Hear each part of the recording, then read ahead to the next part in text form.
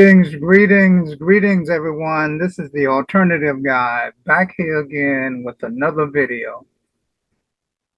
This video is going to be really interesting to some and probably kind of hurtful to some because we're talking about modern meats.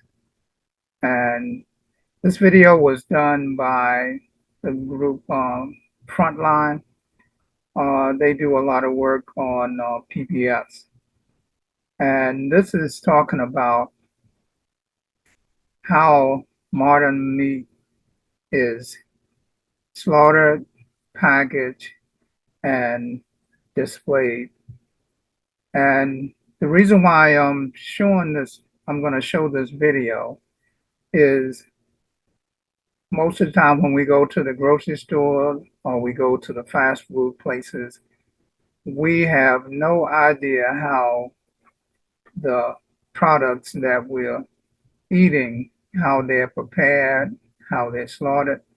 So this video is going to give you a glimpse of what goes on and how these animals are slaughtered. And the entire video is about an hour long, but I'm going to show you a portion of this and just to give you an idea. But before we do that, hit the like button so that we can get this video out and subscribe to our channel. We would love to have you on board with us. This channel is called The Alternative Guy and The Alternative Gal. And our intentions are to bring you alternative views and alternatives to different things that we can do in our lives to make it better. So check out this video, and you can leave a comment, or you can just give it a thumbs up if you like. Okay, here we go.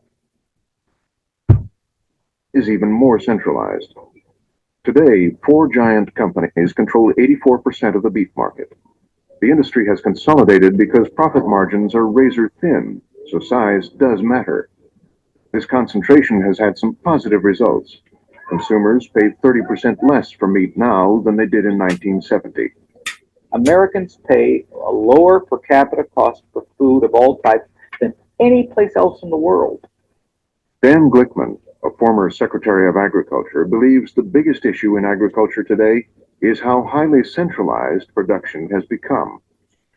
Mass industrialization, standardization probably can ensure quality control better because somebody's watching the product at all stages of the scheme. On the other hand, if there is a problem that develops, that problem becomes a much more monumental and significant problem if that problem will infect thousands of animals, let's say, as opposed to 1 or 2 isolated animals. So even though I think the systems are better today, the risks are probably greater as well. The meatpacking business has always been tough and the work bloody.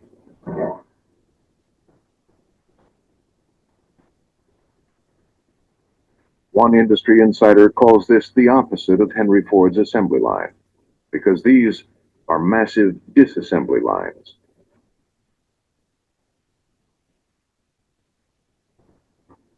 Slaughterhouse is a necessary process. It's a highly efficient process, but it's not now nor never will be a very pretty thing. Animals come there to die, to be eviscerated, to be decapitated, to be dehydrated, and all of those are violent, bloody, and difficult things to watch. Today, the largest packing plants slaughter more than 4,000 cattle a day. One measure of their efficiency is line speed, the rate the carcass moves through the plant. In 1970, the fastest lines were butchering 175 cattle an hour. Today, the rate has more than doubled. This is one of the most dangerous parts of production, because here is where pathogens that are in the cow can get on the meat. When workers are working very quickly, they may make mistakes.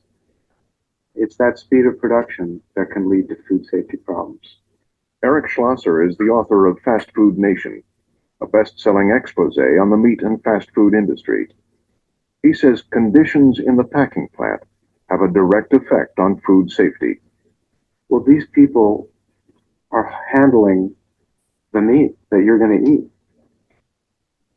If they're dropping the meat on the ground, picking it up and putting it back on the line, if they're not properly eviscerating the animal and they're spilling manure, if they're making a whole series of mistakes that can contaminate the meat, that matters to you if you eat meat.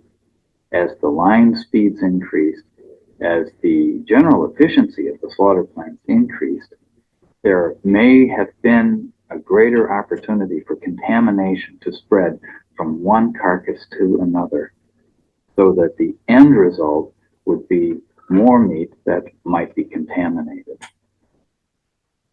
The final stage of the heavily industrialized production of the American hamburger is a grinding plant like this one. Raw meat arrives in 2,000-pound boxes from the slaughterhouse and is mixed together by the ton. This is a combo bin of meat. A combo bin is 2,000 pounds approximately of meat that's coming in from a boning facility where they take it off the carcass and put it into here. This is the combo bin of lean meat. As you can see, a lot of red, not a lot of white. We mix that with combo bins of fat to come up with our final level of fat. The meat in these boxes comes from many different animals and many different places. Some is even from overseas. All of it is ground together to make the juicy hamburger Americans love. If we just took the lean meat, made a hamburger patty with it, we would have a patty that didn't have a lot of flavor with it. The flavor comes from the fat. The white tube is the fat, the red tube is the lean. So your recipe is basically 20 pounds of fat and 20 pounds of lean. Well, yes, primarily, except that in our case, it's 2,000 pounds of fat and 2,000 pounds of this to make up our 4,300 pound batch you can see here. Hamburger used to be the scraps left over from butchering just one cow, but a significant change has occurred. Now, parts of many cows are blended together by the ton. If we take the meat from one animal and grind it up and make ground beef from just one animal, we're including only the bacteria from one animal. But if we take the meat from 1,000 different animals and grind that together, we're pooling the bacteria from 1,000 different animals as well. So explain this to me. How many different cows would be in one burger? Well, I suspect that there are hundreds or even thousands of animals that have contributed to a single hamburger. Robert Tokes says this mixing together of so many different animals has opened up new ways to spread illness. A lesson clearly learned, he says, from the Jack-in-the-Box disaster. The problem fundamentally was that the ground beef somehow was contaminated with E. coli 157 back at the grinding plant, presumably because one or more animals came through that was heavily contaminated. The story of this pathogen, though, really illustrates the ecological links between the health of these animals and the health of us. When you bring everything together and you make it really big, and you mix up microbes from all these different places in the feedlot, and then in the hamburger, and then it spans out to millions of people, that's a petri dish for food poisoning. That's an environment in which microbes can thrive and spread. The best thing that ever happened to microbes.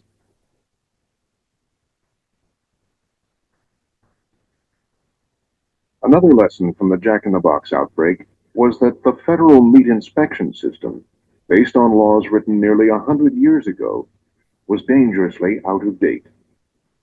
The Jack-in-the-Box case exposed the fact that a law written in 1906 was trying to regulate an industry that was very, very different. We grow food differently, we process it differently. You and I eat differently than people did in 1906. And the meat inspection program hadn't changed at all. Government meat inspection designed to prevent foodborne illness, began in 1906 after Upton Sinclair wrote his famous book, The Jungle. That book revealed terrible conditions in slaughterhouses and outraged the nation. Teddy Roosevelt vowed to put a stop to it by mandating that every carcass would be inspected by a federal employee, the USDA meat inspector. Since then, the Department of Agriculture has watched over the meat supply by checking every carcass to see if it was diseased. That system was nicknamed the poke and sniff method. But as the meat industry changed, so did the health risks, necessitating a change in the way inspectors go about their business. What they're doing is sitting there watching the carcasses whiz by. They're looking for problems. And yet, what we've come to recognize is that the problems are, in almost all instances, problems that they can't see. What we're really interested in is trying to increase the overall safety of the food supply. Old-style inspection just simply didn't get at the issues. It didn't get at the problem. So I just wanted to show you, you guys, some of the video. Like I said earlier, it's about an hour long, and it goes into a whole bunch of other details about this whole process of meat production.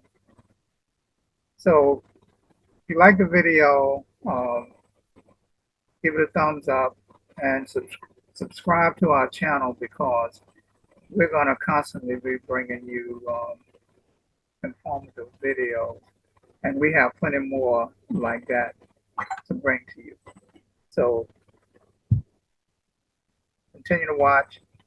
So go to we have another website called Uniquely For You. This website is, we have products on this particular website. And if you like to support this channel, then you can go to our website. We have products, we have natural products on this website, and continue to support.